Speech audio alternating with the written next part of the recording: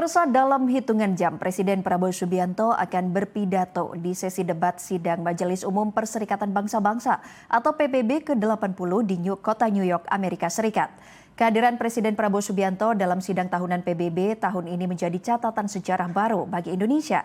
Karena setelah 10 tahun kepala negara selalu absen, tahun ini Presiden Indonesia kembali tampil di forum PBB.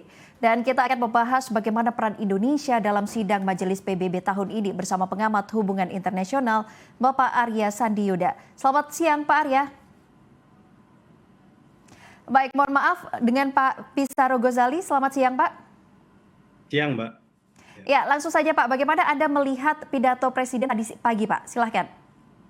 Ya, pertama-tama saya mengucapkan apresiasi ya, menyampaikan apresiasi atas kehadiran Presiden Prabowo Subianto yang mengakhiri puasa 10 tahun Presiden Indonesia yang langsung hadir dalam sidang umum PBB di New York. Ini membuktikan bahwa Indonesia masih memiliki taji dan Indonesia memiliki peran besar di dunia internasional. Dan ketika dalam pidato tadi sebelumnya yang disampaikan oleh Pak Prabowo, ya Pak Prabowo juga mention beberapa hal, dan salah satu titik penting menurut saya ialah bagaimana Pak Prabowo itu berani mengkritik PBB ya, bahwa harus ada evaluasi dan bahwa ada tatanan sistem internasional yang bermasalah pada hari ini, di mana genosida Gaza hingga hari ini berlangsung sudah lebih dari 65.300 jiwa melayang, dan banyak dunia internasional pada hari ini bungkam, dan Indonesia ialah negara yang masih terus memberikan bantuan kemanusiaan, juga bermain dalam kancah geopolitik dan diplomatik untuk mendukung kemerdekaan Palestina. Menurut saya ini peran yang penting karena kita belum melihat selama 10 tahun terakhir ya, di mana Presiden Indonesia itu secara langsung berpidato di depan masyarakat global, di depan para pemimpin dunia, dan ini yang menurut saya menjadi poin penting kehadiran Pak Prabowo di dalam sidang umum PBB, di mana ada konferensi langsung tentang solusi dua negara yang diinisiasi oleh Arab Saudi dan Prancis. Oke, Pak, ini kan Presiden Prabowo Subianto akan menyampaikan pidatonya nanti. Presiden juga hanya memiliki waktu kurang lebih 15 menit untuk sampaikan pidatonya. Menurut Anda, apa yang harus ditekankan Presiden dalam pidatonya di PBB dan dalam waktu singkat ini, khususnya untuk mendorong penyelesaian konflik di Gaza, Palestina? Silakan, Pak.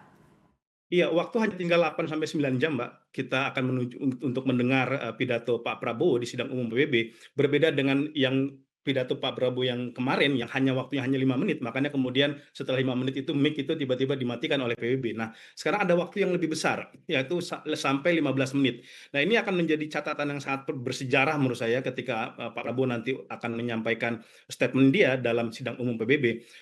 Poin pertama yang harus kita pastikan disampaikan ialah bahwa Indonesia memiliki konstitusi yang sangat jelas dalam pembukaan Undang-Undang Dasar 1945, bahwa kita tuh menolak kolonialisme, kita menolak penjajahan, kita menolak segala bentuk penindasan karena itu tidak sesuai dengan pri kemanusiaan dan pri keadilan. Kenapa? Karena ini penting disampaikan, karena Indonesia adalah bangsa yang lahir sebagai sebuah bangsa yang merdeka, yang dia lahir atas perlawanan terhadap kolonialisme yang dilakukan oleh Belanda dan negara-negara lain gitu. Ini berbeda dengan berbagai negara yang ada di dunia ini, yang kebanyakan kemerdekaan itu kan dia given, diberikan, bukan direbut, ya bukan diperjuangkan. Dan Indonesia punya sejarah legasi yang panjang kita dalam melawan penjajahan, melawan penindasan, dan kita juga memiliki konstitusi yang sangat jelas. Selain pembukaan dulu di era Orde Lama, kita memiliki berbagai macam turunan kebijakan yang sangat tegas menolak imperialisme, kolonialisme, dan sebagainya. Ini perlu disampaikan Pak Prabowo dalam sidang umum nanti, agar dunia internasional itu tahu bahwa Indonesia itu tidak perlu diajar lagi melawan penjajahan, bahwa Indonesia itu paling paham tentang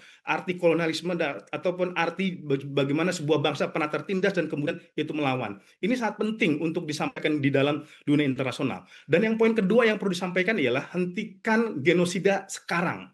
Gitu ya, hentikan genosida dan penindasan dilakukan oleh penjajah, agresi brutal dilakukan oleh Israel pada saat ini, karena banyak sekali misalkan kita dengar dari warga Gaza, warga Palestina, bahwa pengakuan yang dilakukan oleh negara-negara Eropa terhadap Palestina itu tidak serta-merta kemudian menghentikan genosida yang berlangsung di Gaza. Hari ini saja kita mendengar puluhan warga Gaza meregang nyawa, anak-anak, perempuan itu meninggal atas deru bom dan serangan yang dilakukan oleh penjajah. Nah, itu terus terjadi di depan muka dunia, bahkan ketika terjadi sidang umum PBB. Ini kapan lagi momentum kita menyampaikan hal ini untuk menghentikan genosida sekarang? sekarang kemudian menyetujui gencatan senjata permanen yang ada di Gaza. Pak Prabowo nanti akan berbicara setelah Presiden Donald Trump. Pak Prabowo akan berbicara di depan para pemimpin Eropa, pemimpin Arab, kemudian para pengamat internasional dan juga stakeholder yang memiliki kepentingan yang sangat besar untuk menjaga kemanusiaan. Maka poin untuk menghentikan genosida dan kemudian mendorong dilakukannya gencatan senjata permanen ini menjadi poin-poin penting di awal-awal 5 menit pertama menurut saya itu harus disampaikan oleh Pak Prabowo, bukan di akhir-akhir, karena ini yang paling mendesak sekarang untuk dilakukan ialah untuk menghentikan genosida secara segera. Kenapa? Segala upaya diplomasi sudah dilakukan selama ini. Bantuan kemanusiaan sudah diberikan, bahkan kemarin Tentara Nasional Indonesia itu meluncurkan airdrop di saat yang bersama ada gelombang ratusan para aktivis kemanusiaan dari Eropa termasuk juga dari Indonesia yang itu Baik, Pak berlayar Ghazali. dari Baik. Tunisia ke jalur Gaza. Iya. Ya, Pak Ghazali, ini kan sempat 10 tahun absen Indonesia baru kali ini. Apakah kehadiran Presiden Prabowo Subianto ini di forum PBB tahun ini akan memberikan warna berbeda untuk mewujudkan solusi dua negara? Yang pasti akan memberikan warna yang lain ya kehadiran Indonesia ya. Karena apa? Indonesia itu pernah menjadi ketua konferensi Asia Afrika, kita menjadi tuan rumah. Kita udah punya sejarah legasi dalam mendukung kemerdekaan negara-negara yang tertindas. Dulu tahun 55 itu negara-negara Asia, negara-negara Northern Afrika itu akhirnya berhasil merdeka setelah konferensi Asia Afrika. Maka kehadiran Indonesia ini bukan semata-mata dipandang sebagai sebuah suara dari Indonesia saja. Ini suara mewakili kegelisahan dunia internasional, aspirasi internasional untuk segera mendorong terjadinya kemerdekaan bangsa Palestina. Menurut saya ini peran penting karena 10 tahun kita ini absen. Terakhir kan Pak Jokowi hanya satu kali dia hadir tapi secara virtual saja, tidak secara langsung gitu. Dan ini yang pentingnya ialah ini kita negara muslim yang paling besar ya. Kita mewakili Asia, kita mewakili dunia Islam. Pas para pemimpin dunia itu pasti ingin mendengar apa sebenarnya tawaran dari Indonesia, apa solusi yang disampaikan oleh Indonesia. Ini media asing, media internasional dan lain sebagainya itu pasti akan mendengar apa pernyataan Pak Prabowo. Maka ini persiapan pidato yang disampaikan Pak Prabowo ini harus betul-betul sangat bisa quotable ya dan juga bisa mewarnai panggung internasional ya. Salah satunya ialah bagaimana Pak Prabowo misalkan yang tadi saya apresiasi gitu ya, misalkan beliau berani untuk melakukan kritik terhadap PBB karena kita baru-baru ini kan sepekan yang lalu kita lihat di Dewan Keamanan PBB itu resolusi senjata itu diveto oleh Amerika. Ya, Pak Ghazali, ini Presiden Prabowo Subianto juga akan berpidato di urutan ketiga setelah Presiden Donald Trump. Ini hal yang menarik. Apakah ini urutan yang strategis bagi Presiden Prabowo Subianto untuk berpidato di forum ini, melihat Indonesia dan Amerika Serikat ini memiliki pandangan yang berbeda? Silakan, Pak. Iya, pertama ini kan menarik dari urutannya. Pertama itu Lula da Silva, Presiden Brazil. Berarti dia mewakili Amerika Latin.